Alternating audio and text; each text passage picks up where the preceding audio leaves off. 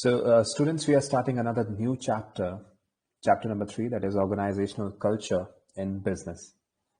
Now, this chapter belongs to unit number 2. This is the first chapter which we'll study in unit 2. Unit 2 is business organizational structure, functions, and governance. And that's a small unit. Comparatively, it has only 3 chapters. So chapter 3 we'll study. After that, we'll go back to chapter number 2. And then we'll go to chapter number 11. These are the 3 chapters which we will cover in this unit number 2. So the number of sessions required here will be comparatively least among all other units, except for the last one, because that consists only of 1 chapter. So chapter number 3 is organizational culture and business.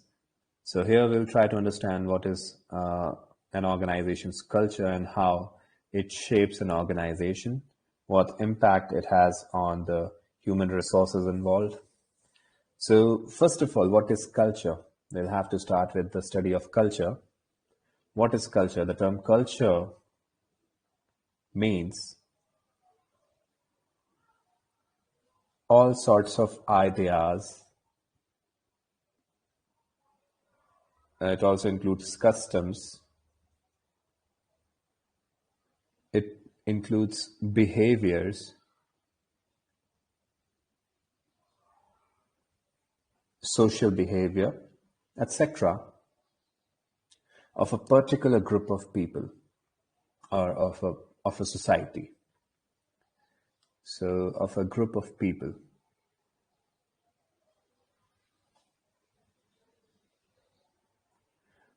This is part of culture. Now, we are just talking about the word culture. We are not referring to organizational culture. For example, if I say that I'm culturally Indian, so that would mean that my ideas, customs, behavior, beliefs, these have roots in India, in Indian society. So similarly, different people may be coming from different cultures, but organizations nowadays have multicultural workforce. So they focus on skills, not on ethnicity, religion, and other areas which have historically been a part of a ground of discrimination, I would say. So now organizations, they want to harness the positives of the cultures from which different people can come to the organization and form a culture of itself that will be known as organizational culture, right? So we'll study it in 3 parts. We'll have to look into components of organizational culture. We'll also see what influences organization's culture. So definitely people influence, and what other things are there which influence the culture. And last is writers, different writers, what they say about organizational culture. Let's start with the first thing, that is definition. So here we have a few writers who have propounded their own definitions, but we'll have to learn the key terms out of these definitions so that when we face any objective type question asked on the basis of these statements, we'll be able to answer that, right? So there are many definitions. Let's go with the first one, propounded by Hill and Jones. So Hill and Jones, they say that specific collection of values and norms. Values and norms that are shaped by people and groups, in an organization, and that control the way they interact with each other and with the stakeholders outside the organization. All these things form part of organizational culture. So we are talking about 2 things, values and norms. So values and norms are part of culture. Yes, these values and norms are shared by people and groups of people. So people and groups, these are the parties who share values and norms, and these values and norms control the way in which organization has interaction within and outside also, right? So that was an easy definition propounded by Hill and Jones. What you can learn from this definition is it has the keywords of value and norms. So value and norms are the keywords which you need to learn for this definition. If you see values and norms in a definition, then Hill and Jones is the answer. Now let's go to the next one, propounded by Handy. It's easy. Way we do things around here. Very simple definition, yet very meaningful. The way in which things are done in an organization becomes its culture, right? So he just simply stated that the way we do things around here is culture. Handy's definition is the shortest and easiest one. So ultimately, from the two definitions which we have seen, culture means the sum total of all beliefs, attitudes, norms, and customs that prevail within an organization. So all these things, beliefs, attitude, norms, customs, some of these are used interchangeably as well. All these things together are known as culture within an organization. So, for example, if I talk about an organization which has Japanese ancestry in terms of promoters, so you'll find people bowing down in respect of their seniors, right? So, what is that? That is a kind of attitude towards seniors. That is a way of respecting your seniors. I would call it norm. So that is part of organization's culture, right? So in different organizations, they have different culture. So sometimes in Middle East, you'll find there are many organizations where they keep Friday as holiday and Sunday is a working day. Why is that? Because it's a norm there. Most of the population of employees, or I would say the owners, stakeholders are Muslim, so they prefer to keep a holiday on Friday, right? So that has become a norm, or I should say that has become culture of that organization, right? So different organizations can have different cultures, and those cultures are influenced by a variety of forces. Each organization will have its own distinctive culture and behavior. Acceptable in one organizational culture may be inappropriate in another. So this may also happen that the culture which is acceptable in one organization may be very inappropriate in any other organization. And this is how people are. This is how the world is. There are differences among people, so there are differences in the organization also. For example, some companies will expect staff to undertake additional work in their own time. So you go to your home and work there as well. But in some organization, the culture is office hours finished and you leave your work there only, right? So it depends on work culture of different organizations, right? Also, cultures develop over time. So the culture is also something which is ever evolving. It will not remain the same always. It will change with time. With the passage of time, culture will change. So, or can change instantly as a result of single most major event. There can be very drastic changes also, depending on happening or non-happening of an event, right? So yes, there are only two definitions discussed here, but there can be many definitions. Number of definitions discussed here, which are deemed important from exam's point of view, are two only. But yes, if you refer to other writers and other books, you'll find one or two more kind of definitions, and you can form your own definition as well. Okay, so basically, anything which impacts the organization, its working, its belief, attitude, norms, customs, that is part of organization's culture, right? I think this is very easy to understand. Next is, what are the components of culture? What make up the culture? There are basically three key components, three major elements that form an organization's culture. First is norms. So the term norm means normal. What is believed to be a normal behavior will be called as norm. So you may have norms in your colleges also, or your other education institutions where you study. So norms means something which is deemed as normal behavior. Like in India, if you go to a school, especially if it is a traditional school, so touching the feet of one's teacher is regarded as a way of giving respect. So that is a norm. That is a normal perceived behavior. But if you do that in a Western country, that will not be a norm. You don't touch the feet of your teacher in a Western school. And if anyone tries to do that, that can become a part of a big joke. So that's how organizations differ, and the normal behavior in different countries, different areas, or different organizations also differ. So norms are something which define an organization's culture. Yes.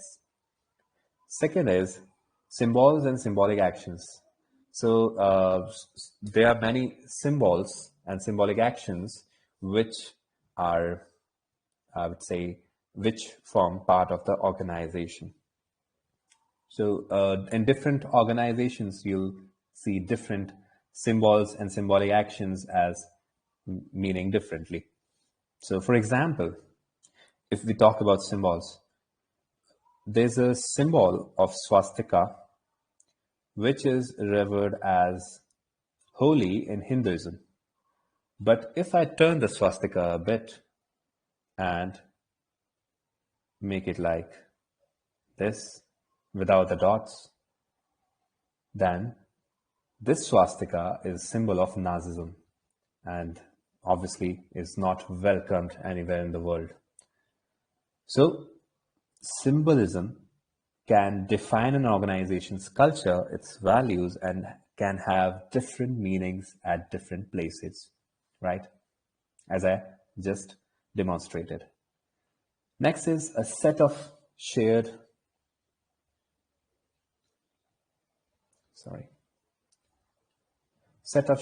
values and beliefs. So the third part is values and beliefs.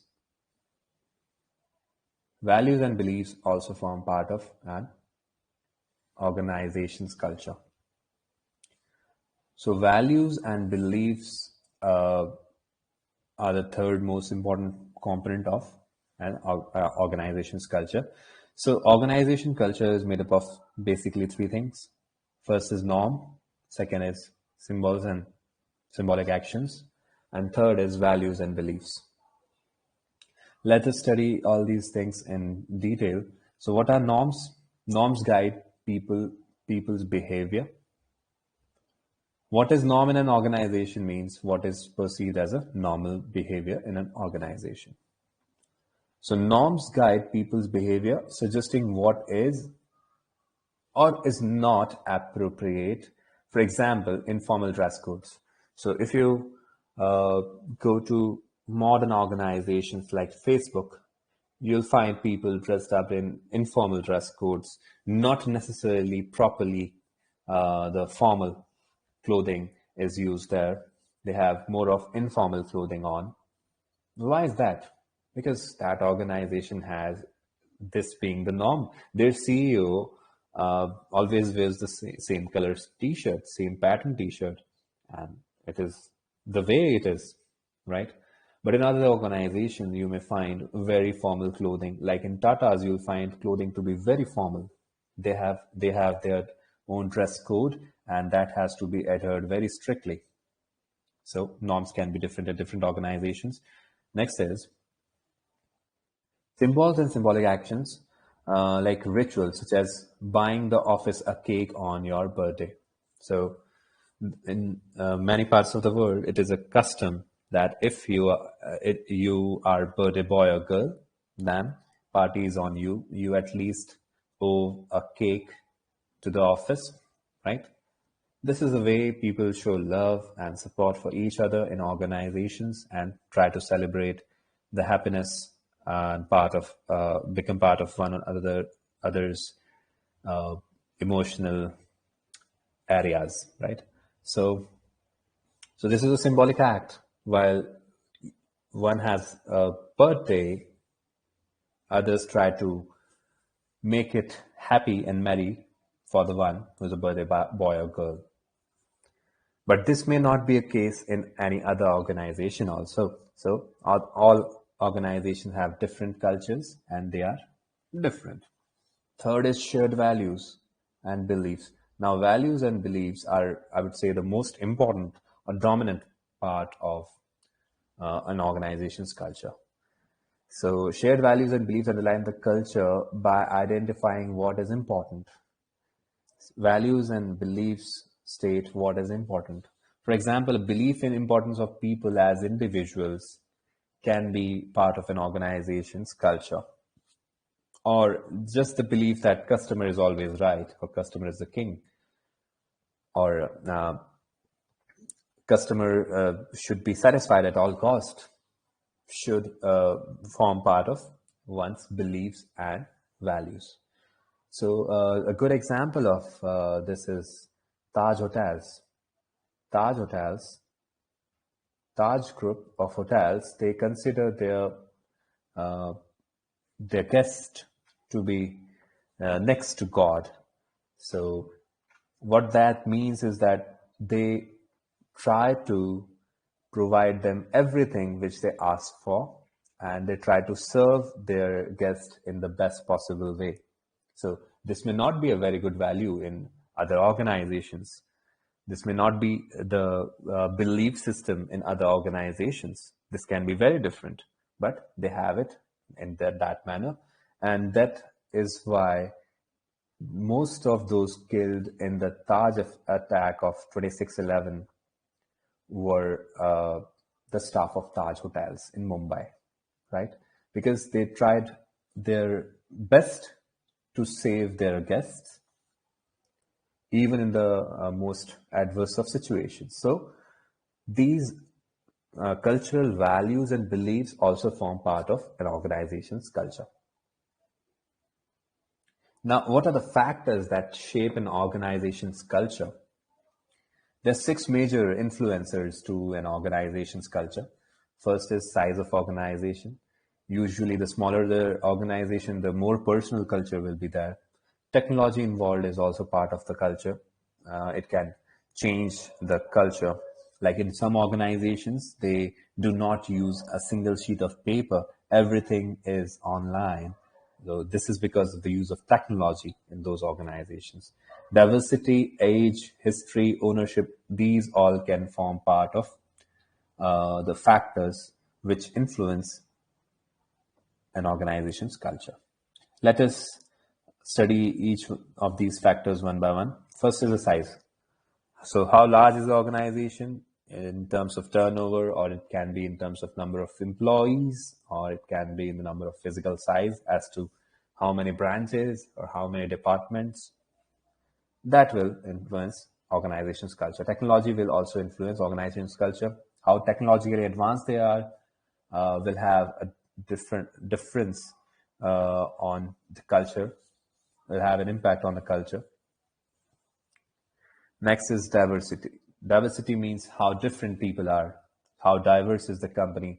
It can be in the terms of product range, it can be in the terms of employees coming from geographical area, it can be in terms of spread, geographical spread of the company itself, or it can be of diversity of the stakeholders as well. So diversity also has an impact on organization's culture. Now, depending on what is the age of average age of stakeholders or employees working in the organization, culture will be different as well. If most of the people working in the organization are above a certain age, let's say above 50 years of age, most of the workers are above 50 years of age, they may have old values and old cultures, old customs in place, maybe less of technological advancement in the organization. But if the organization is formed newly, with most of the staff being very young, or the core stakeholders being very young, will have a different culture. So age is another factor which influences organization's culture. How old is the business or the managers of the business? Do its strategic level decision makers have experience to draw upon? Things like that. So depending on age, the organization can be very aggressive towards its approach, or it can be very cautious about its approach to things. Next is history. So how has the organization done in the past is also something which makes up its culture. If an organization has dedicated itself in times of turmoil to the cause of nation, they have much of a patriotic culture in the organization. Like we have a good example of Tata in India. This is a very old organization, around 150 years or so, and it still is one of the most progressive and I would say the one which has contributed a lot to the nation, to its employment, to its infrastructure. So the culture will be different than Reliance, which is comparatively historically not that old.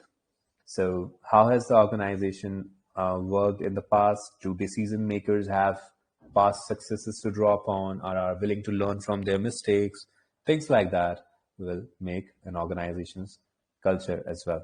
Next is ownership. So is the organization owned by a sole trader? It will have a different cultural impact, because that way an organization will take up the culture mostly from the sole trader only.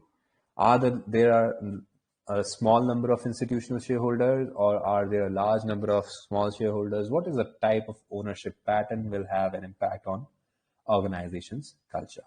So these are the key areas: size, technology, diversity, age, history, ownership. You should learn a few of these.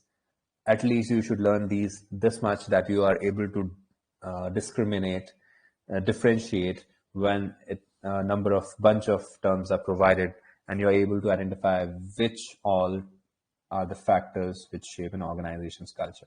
Questions can be asked in that area. So the list is not exhaustive. We have other influencers also, such as the degree of individual initiative. So degree of individual initiative is another area. Degree of risk tolerance, clarity of decision, degree of integration between groups, reward system. Then you have conflict tolerance, communication patterns, formalization of clothing, office layout, kind of people employed. All these things are other areas which will influence an organization's culture. So these areas are very easy to understand. So I'm providing it to you as an assignment. Kindly read this.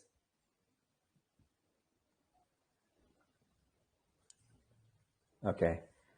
So that's how we understand how organizations are influenced by different cultures.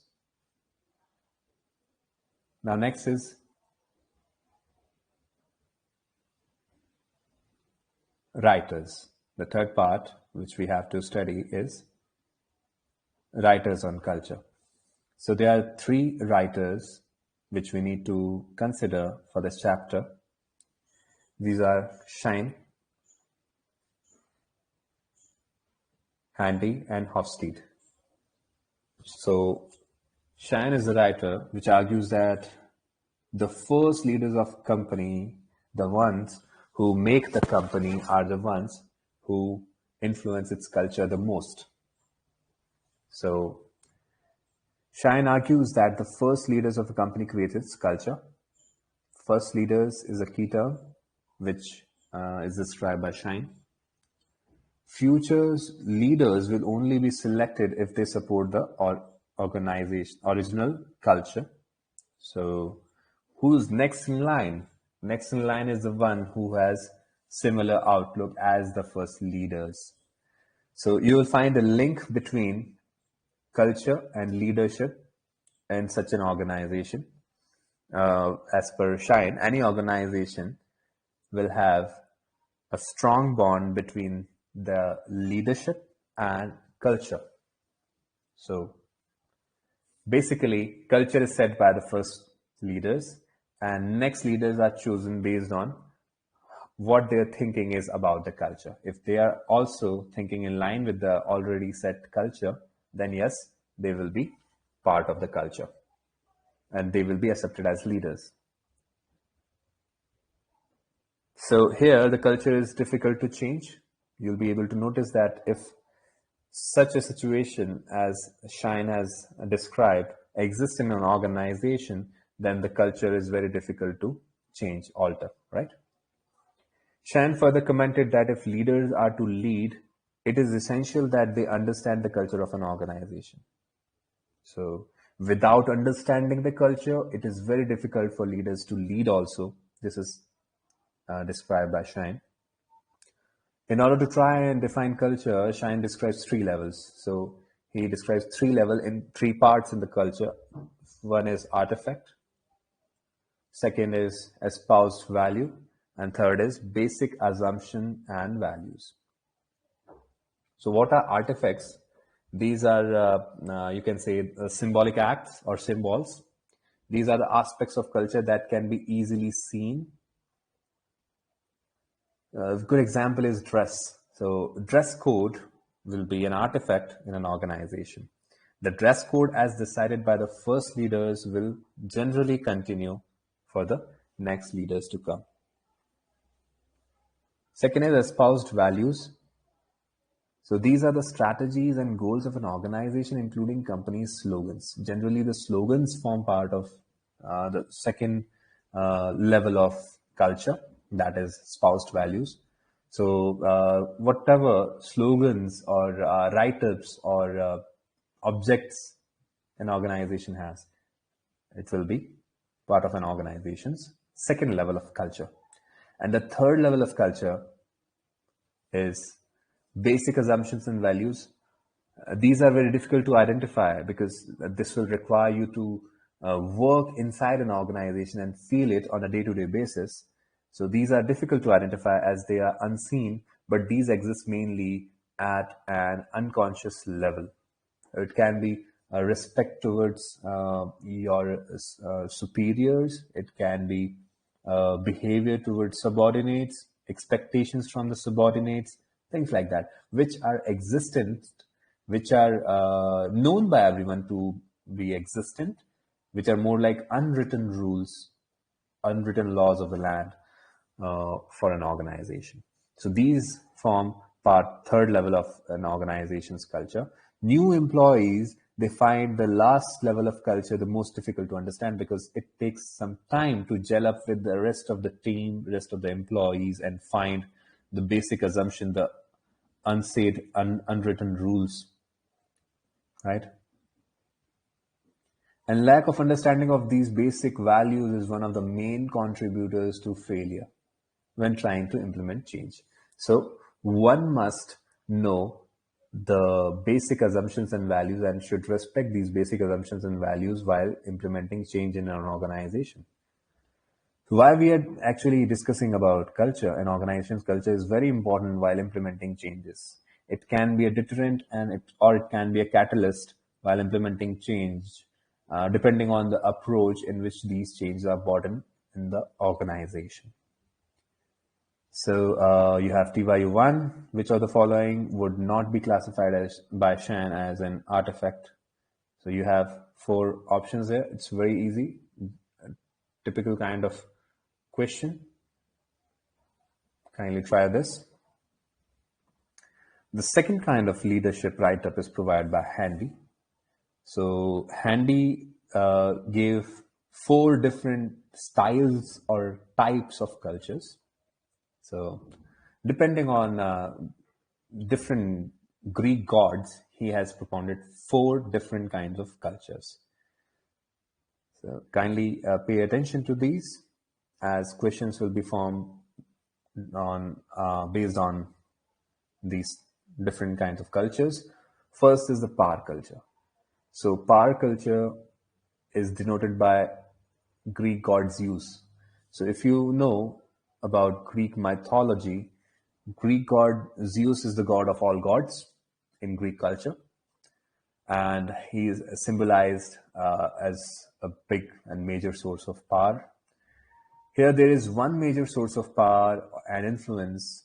For example, in a small owner-managed businesses, the owner may strive to maintain absolute control over the subordinates. So if that is the case, then you can say that the culture in such an organization is power culture, because there is a central source of power and rest everything belongs to that central source of power or exists because of that central source of power. Such thing happen in small organizations where there is only one single owner of the business and who decides what is to be done, and rules are very prone to changes depending on this one person, right?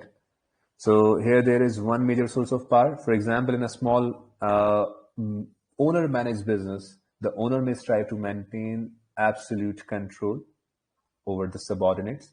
That style of management or that culture will be called as power culture, because power is centralized here.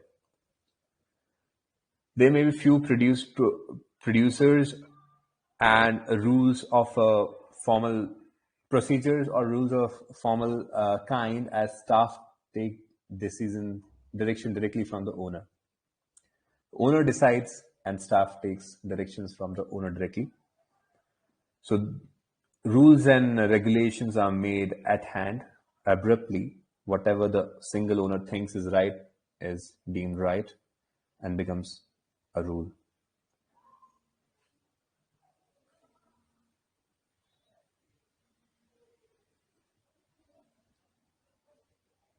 The second kind of culture is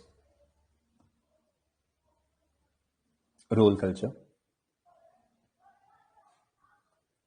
It is denoted by Greek god Apollo, and Greek god Apollo states that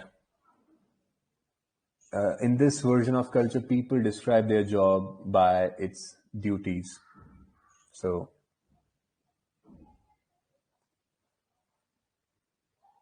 not by its purpose. So job description dictate the way we do things around here. So this kind of role is this kind of culture is role culture. What you do is your power. It is denoted by Greek god Apollo.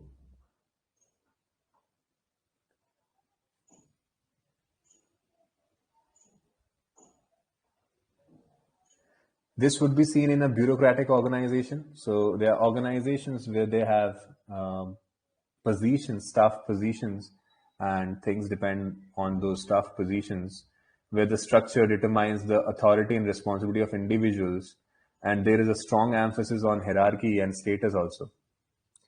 This tends to be most effective in stable environments where work performed by employees rarely changes. So in an organization where there is very less of changes and a repetitive nature of tasks and roles, in such an organization, we'd say that the culture is a role culture.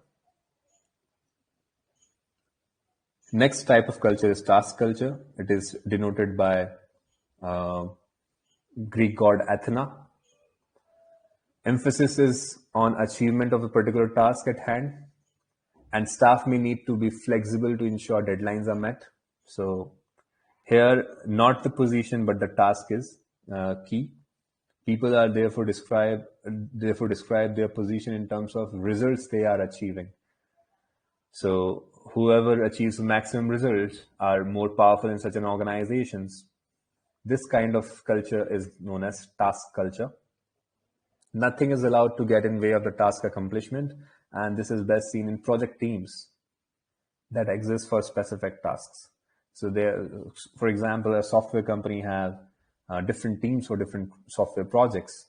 That kind of task will, that kind of culture will be known as task culture.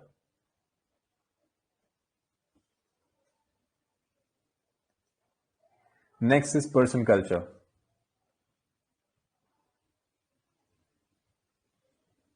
So it is denoted by Greek god Dionysius, and this kind of culture is characterized by it exists to satisfy the requirements of particular individuals involved in an organization.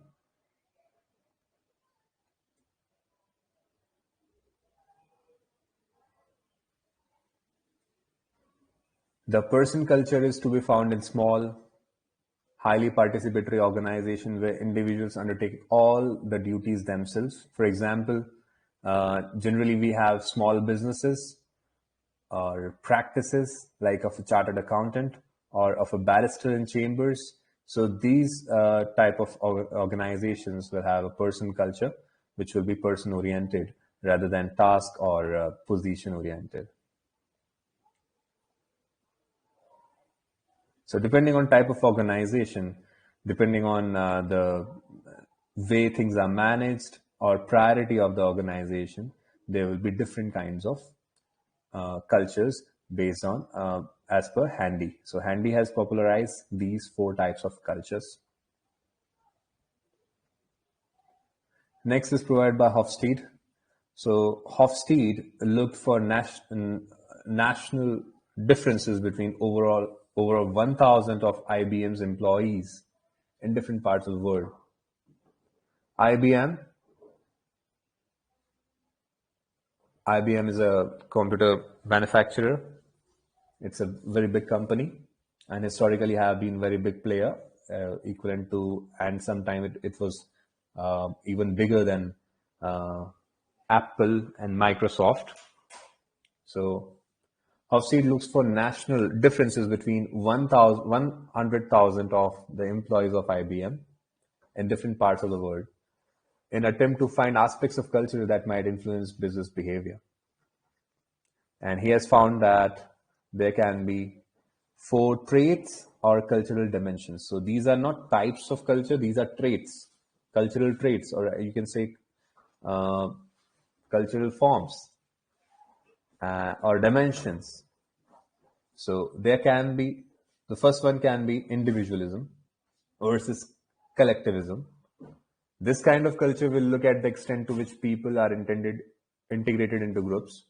Some cultures are more cohesive than others. An example is Anglo-Saxon cultures are generally more individualistic than the collective cultures of South America.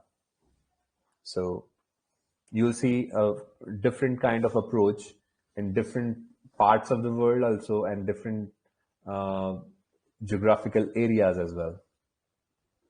High individualism indicates that staff expect to be assessed on their own achievements and performance that you see in Anglo-Saxon cultures, the European cultures. But if you talk about South American cultures, you'll see that they prefer low individualism. They prefer their assessment to be based on their team. So low individualism or collectivism would mean that staff expect to be assessed on a group basis and prefer the organization to set group goals. So depending on different kinds of organizations, different kinds of areas, and different kind of people, the culture can be of individualism, where one focuses on one's own performance, or can be of collectivism, where one focuses on the performance of them as a group. Second is uncertainty avoidance, or UA index. So it deals with the society's tolerance for uncertainty and ambiguity. If UA culture is high, that means uncertainty avoidance is high. The people do not like high level of uncertainty. They try to avoid uncertainties. So example is France and Japan use bureaucracy to reduce uncertainty because they dislike it. So you will find France and Japan as high UA indexed countries. High UA cultures will not like to act outside their normal job descriptions. So you can say that bureaucracy is prevalent in cultures which have high UA index. UA basically simply means uncertainty avoidance. So if you are doing a task and you are uncertain about the outcome, so uncertainty can be there in certain kinds of jobs. But if you do not like such kind of uncertainty and you like regular kind of work where you know what will happen if you do this and what will happen if you do that, such a kind of organization will be said as requiring low UA, right? So high UA means those people who do not prefer any uncertainty, who prefer things to be certain. Low UA means organizations which are excited when they face uncertainty, which take higher risk, right? So France and Japan, you can say that these are countries where the culture is of high UA index and they do not like uncertainty. So bureaucracy is more. But in cultures with low UA, will be prepared to take more risk and go beyond their comfort zones. So there will be less bureaucracy in such areas. They tend to dislike bureaucracy and it stifles initiatives. So depending on what kind of organization you have, if you have organization where nobody wants to take risks, people just want to do their job, what usually happens in case of a government office, then you will say that such an organization is high UA. But organizations which take risk, which want their employees to think out of the box, work beyond their comfort zones, then such organizations are low UA cultured organizations. Next is power distance index. So the extent to which the lesser power members of organization institutions accept and expect the power is distributed equally. So how far you are from the power source, your culture will also be different. For example, in South America societies, differences in power are tolerated more than in North European cultures. So this is another index here known as PD index, power distance index. High PD cultures means high power distance culture expect to answer to powerful managers and do not expect to have any democratic input into decisions that are made. So if you talk about South American societies, their PD index is low.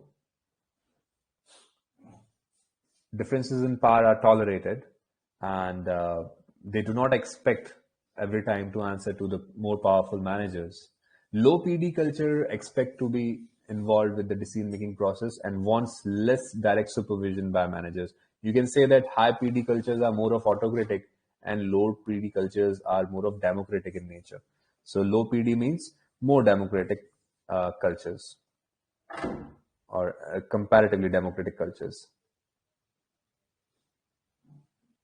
where individuals can form, they can become part of the decision making process. But in high PD cultures, the basic individuals are far away from the power center and they do not have individual says. It is more of autocratic kind of culture. So this is power distance index by Hofstede. Next is masculinity, or we can say femininity. So masculinity and femininity can also be part of culture. If the culture requires more of strong decisions to be taken, or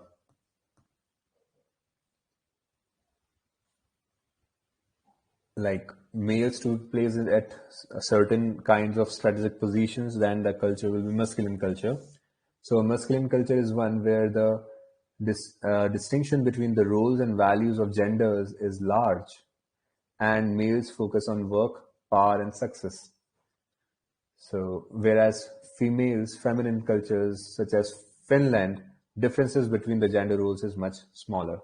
So if we take the example of US military, you'll find a large number of females enrolled in that military.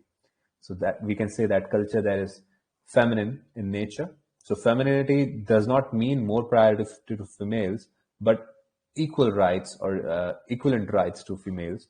If the organization culture is where strong roles or leadership roles are given more to males, then we'll say that organization is masculine in nature. Employees in masculine cultures can be motivated by offering them job titles, increased status, pay raise, as this is what the culture values. But staff in the feminine culture will be motivated more by work and not by strength or power. So more work, life balance, quality of life, relationships at work, these will be provided more emphasis in a feminine culture. These are very important areas. Please underline these as well. So feminine culture will have more focus on work-life balance, but masculine culture will have more focus on pay raises, status, promotions, and things like that. So more recently, two additional dimensions have been added to Hofstede's model. So these are long-term orientation as compared to short-term orientation, and indulgence and restraint. So let's go with the first one, that is long-term and short-term orientation. This basically means what the outlook is. Is it towards the long run or towards the short run? Societies or even like companies, organizations, with a long-term orientation focus on future rewards, with a particular focus on saving, persistence, ability to adapt to changes and circumstances. If you have focused on such things, which will have an impact on the long run, then you probably are a part of long-term oriented culture. And short-term oriented culture focus on past and present concerns, such as respect of tradition, social obligations, and saving face saving, things like that, which will have short-term implications, but not much focus on the long-term results. If we talk about indulgence and restraint, so indulgent societies allow relatively free gratification of basic and natural human drives relating to enjoying life and fun. So indulgence kind of culture is one where fun and meaning to life is given good importance. More restrained societies suppress gratification of needs. So when we talk about gratification of need, that is basically the fulfillment of needs. So if your culture is of partying after a big success, then you can say, yes, that is a culture of indulgence.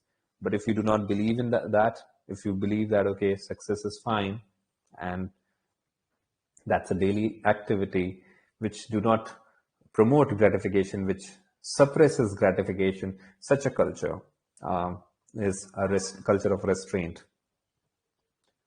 So suppress gratification of needs and regulate it by means of strict social norms. Such a society or such a culture will be a restraintful culture. So we can't say that which culture is good and which is not good.